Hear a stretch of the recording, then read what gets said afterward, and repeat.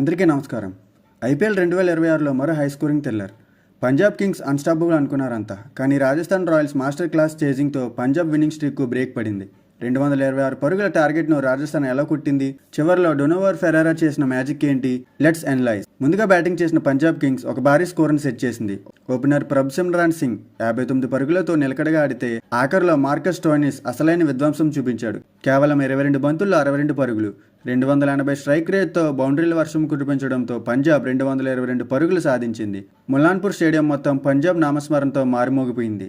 అయితే రాజస్థాన్ రాయల్స్ మాత్రం తగ్గలేదు. యంగ్ సెన్సేషన్ వైభవ్ సూర్యవంశీ కేవలం 16 బంతుల్లోనే 5 సిక్సర్లతో 43 పరుగులు చేసి అదిరిపోయే స్టార్ట్నిచ్చాడు.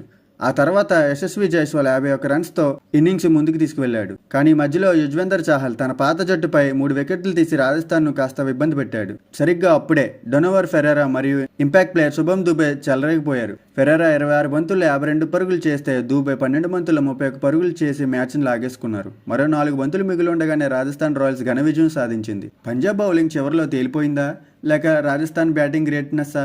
మీ అభిప్రాయాన్ని కమెంట్ చేయండి. Player of the match Ferrara innings గురించి మీరు ఏమనుకుంటున్నారు? మరిన్ని ఐపీఎల్ అప్డేట్స్ కోసం మన ఛానల్ సబ్స్క్రైబ్ చేయడం మర్చిపోకండి. అలాగే ఈ వీడియో నచ్చినట్లయితే ఒక లైక్ చేయండి. Thank you.